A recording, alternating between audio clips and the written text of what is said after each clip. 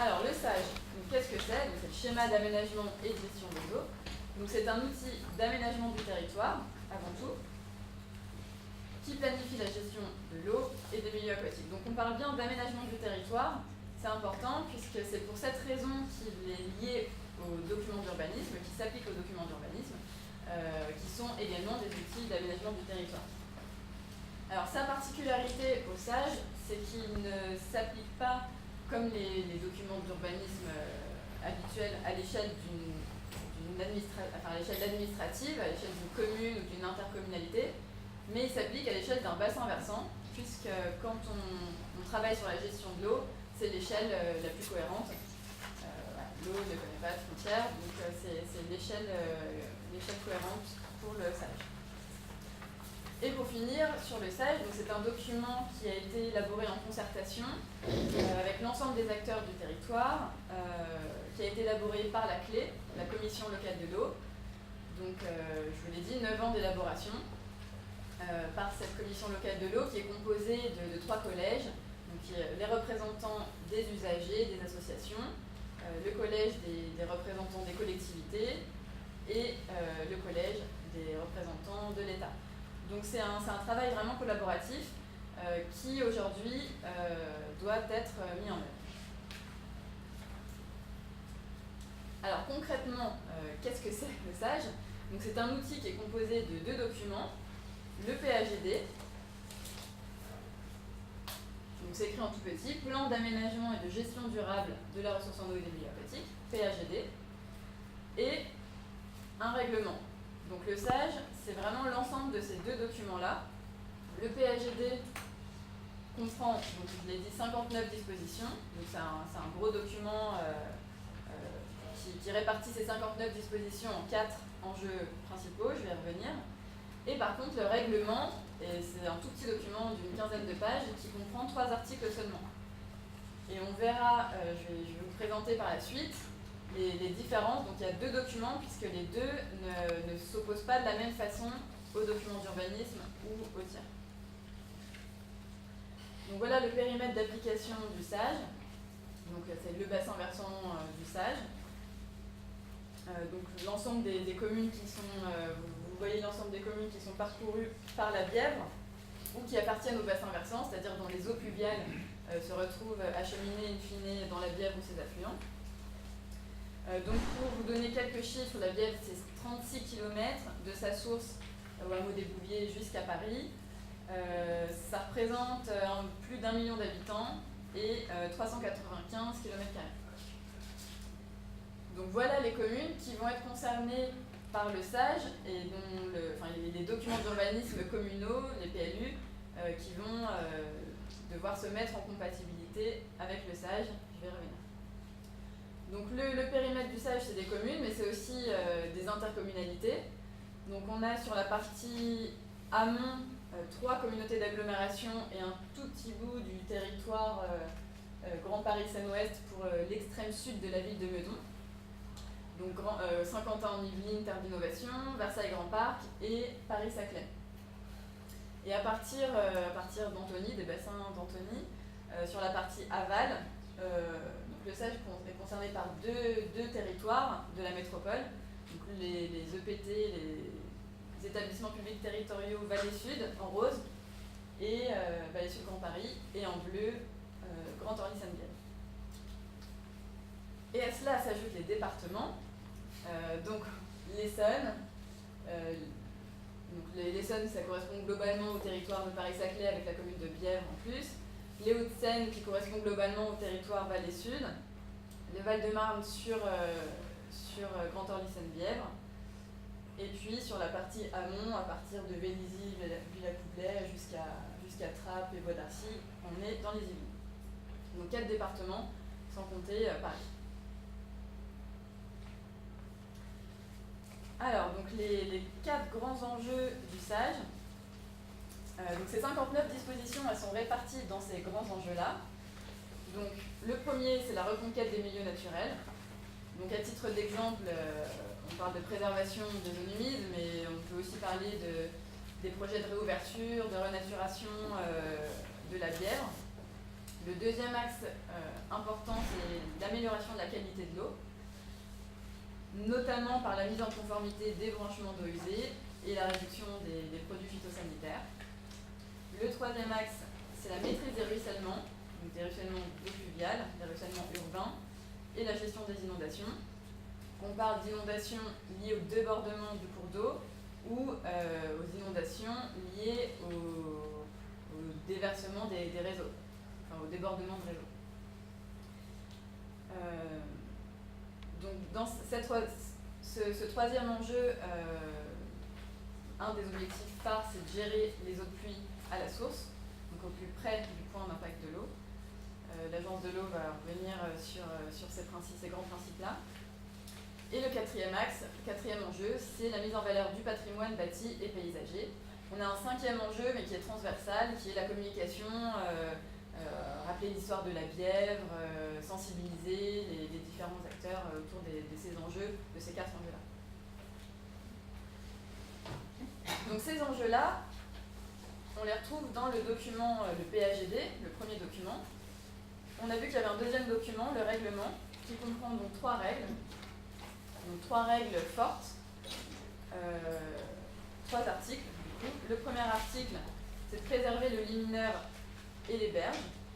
Donc en interdisant toute construction dans le lit mineur de la Bièvre et de ses affluents, sauf exception, projet de déclaration d'utilité publique ou d'intérêt général.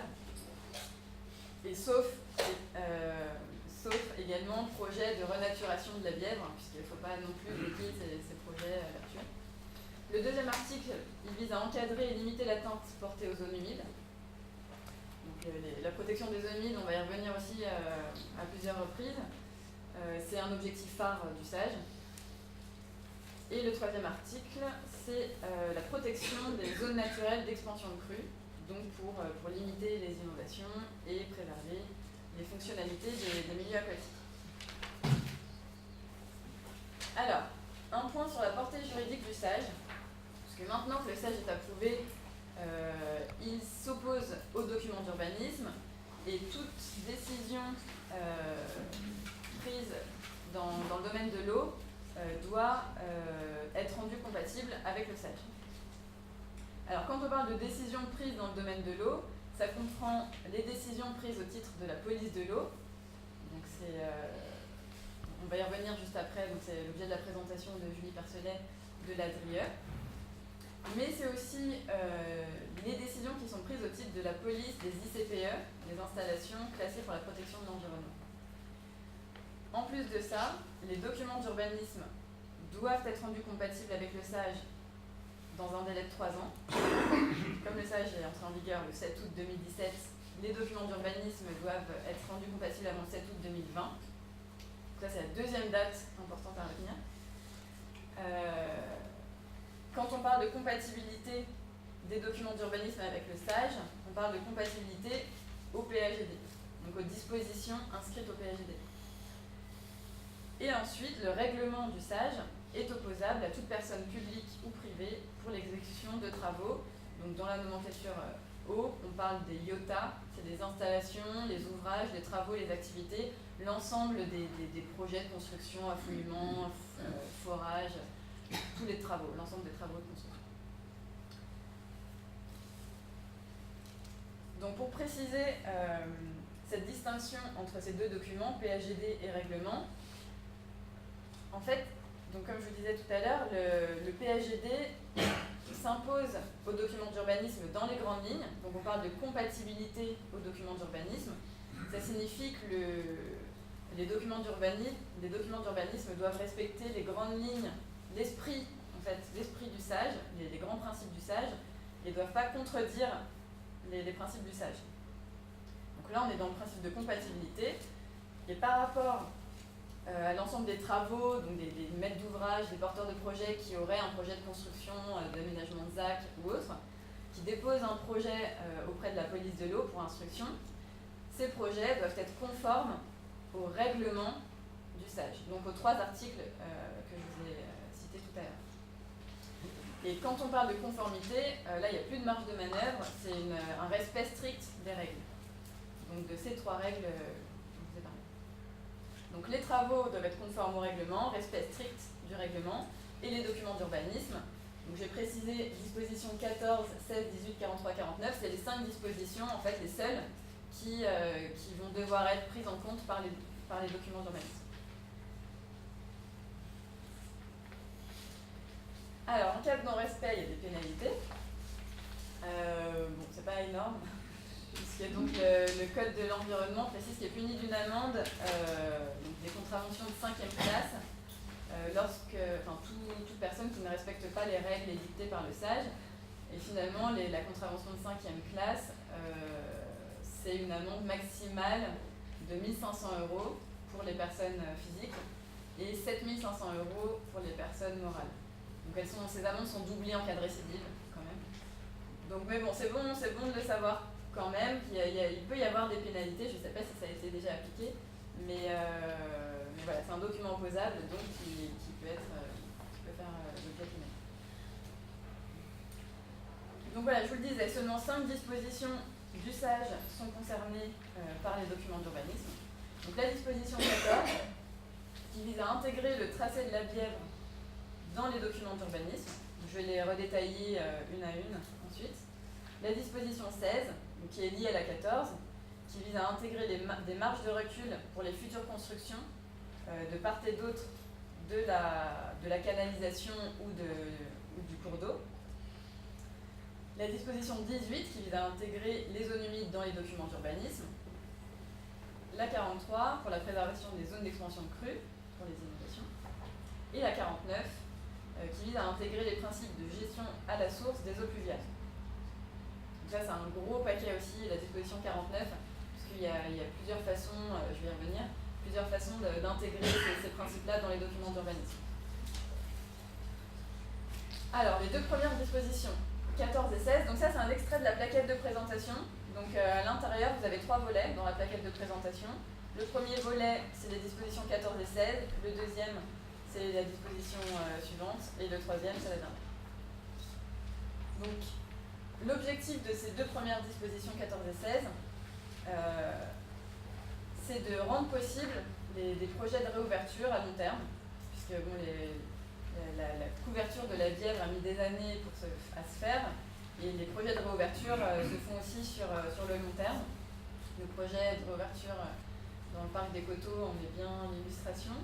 C'est des projets qui prennent du temps et qui se font sur des territoires très contraints, du fait justement que les documents d'urbanisme ne laissent pas la place à ces projets de réouverture. Donc l'objectif, pour favoriser ces projets-là sur le long terme, c'est d'identifier à minima le tracé de la rivière dans les documents d'urbanisme, puisque certains documents aujourd'hui ne montrent même plus la rivière quand elle est canalisée. Et, donc ça c'est la disposition 14, et de part et d'autre de cette rivière, qu'elle soit canalisée ou non, d'intégrer des marges de recul pour éviter des constructions nouvelles sur l'axe canalisé par exemple. Donc le SAGE recommande une marge de recul de 6 mètres de part et d'autre de l'axe du cours d'eau canalisé. Donc pourquoi 6 mètres, je ne sais pas, mais l'idée c'est de laisser la possibilité, lors des projets de réouverture, de recréer des méandres et de recréer un espace le plus naturel possible. Donc 6 mètres de part et d'autre pour l'axe canalisé et 5 mètres lorsque le cours d'eau est à ciel ouvert. Donc 5 mètres de part et d'autre des berges. Alors, je ne sais pas aujourd'hui combien de documents d'urbanisme ont intégré et le tracé et ses marges de recul. Je sais que le PLU de Gentilly l'a fait depuis 2007, il me semble. Donc, vous voyez un extrait tout en haut qui est aussi dans la plaquette de présentation. Donc, vous voyez la Bièvre, donc elle est canalisée à Gentilly. La Bièvre qui est identifiée par le tracé hachuré bleu. Et ce que vous voyez, en fait, c'est les emplacements réservés de 4 mètres de part et d'autre de la canalisation. Donc on repère bien la Bièvre et les projets de construction n'ont pas le droit d'être réalisés dans cet emplacement réservé.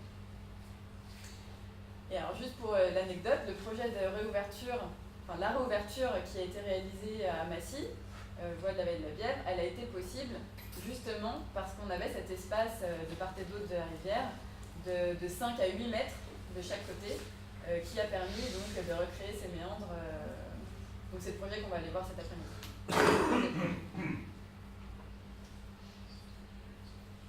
La troisième disposition, la disposition 18 du SAGE, donc elle vise à intégrer les zones humides et à assurer une protection forte dans les documents d'urbanisme. Donc pour rappel, dans le cadre de l'élaboration du SAGE, il y a un inventaire des zones humides avérées qui a été réalisé en 2013. Ça commence un petit peu à dater, mais c'est cette carte qui est intégrée au SAGE aujourd'hui, qui mériterait d'être actualisée, mais en tout cas elle a le mérite d'exister. Et donc les documents d'urbanisme, dans leur rapport de présentation, peuvent citer cet inventaire et reprendre cet inventaire des zones humides sur leur territoire. Et ensuite les intégrer, assurer une protection dans le plan de zonage, enfin les identifier déjà dans le plan de zonage, par exemple avec un zonage spécifique, zone naturelle avec un petit indice zone humide pour vraiment bien caractériser ces zones-là. Et puis avec un règlement adapté pour éviter toute construction, tous travaux d'affoulement, de remblai, d'assèchement ou de mise en eau de ces zones humides. Donc ça c'est le deuxième point. Alors juste une petite alerte par rapport à cet inventaire. Cet inventaire déjà commence à dater et puis il n'est pas forcément exhaustif. Donc pour l'élaboration de chaque document d'urbanisme, il peut être intéressant de refaire un inventaire plus précis localement pour identifier des zones humides à plus petite échelle par exemple. Parce que là l'étude portait sur l'ensemble du bassin versant.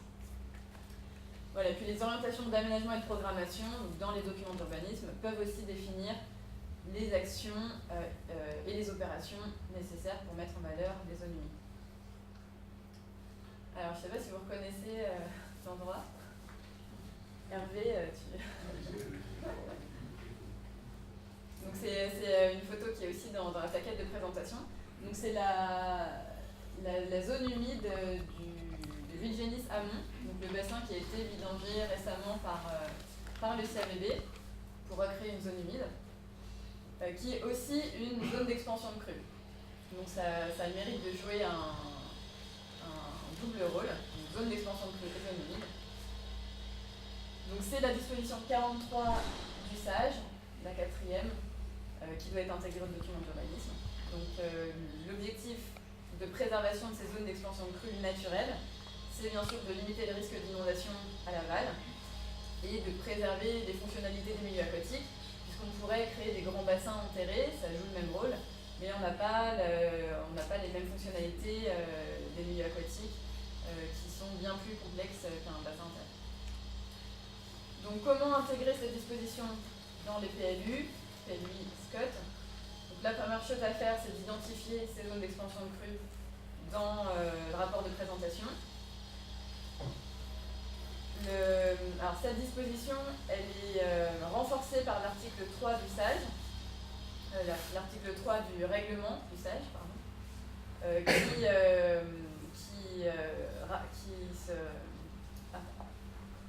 qui intègre une cartographie de ces zones d'expansion de crue, qui doit être réactualisée, mais donc aujourd'hui c'est cette carte qui s'applique. Donc les documents d'urbanisme peuvent recenser ces zones d'expansion de crue identifiées au SAGE, et puis dans le règlement et le plan de zonage, les protéger de façon assez forte. Et pour finir, donc la cinquième et dernière disposition du SAGE, c'est la numéro 49. Elle vise à intégrer les principes de gestion des eaux pluviales à la source dans les documents d'urbanisme. Donc gestion des eaux pluviales à la source qui a de nombreux avantages. L'agence de l'eau reviendra. Donc il y a le SAGE impose deux grands principes. La première, c'est d'imposer l'infiltration à la parcelle pour une pluie de référence. Alors, selon les territoires, la pluie de référence est différente et elle est annexée. Cette pluie de référence, vous la trouvez dans l'annexe 2 du SAGE. Donc, voilà, ça dépend des territoires. Donc, c'est-à-dire que le SAGE vise un objectif zéro rejet au réseau jusqu'à cette pluie de référence. Donc, souvent, c'est enfin ça peut être la décennale ou la cinquantenaire. Donc infiltration à la parcelle, et au-delà de cette pluie de référence, on impose un débit limité. Pareil, le débit limité au réseau d'assainissement dépend des territoires, et donc vous le retrouvez aussi dans l'annexe 2 du SAGE. Donc premier principe, infiltration à la parcelle, zéro rejet au réseau, jusqu'à une pluie de référence. Et deuxième objectif, un débit limité. Donc des exemples de traduction dans les documents d'urbanisme de ces deux principes. Donc j'ai mis des références au code de l'urbanisme. Donc par exemple, imposer un pourcentage de pleine terre pour favoriser l'infiltration dans le cadre de nouveaux projets d'aménagement. Avec un coefficient de biotope aussi qui peut compléter ce pourcentage de pleine terre. Alors un petit point sur le coefficient de biotope.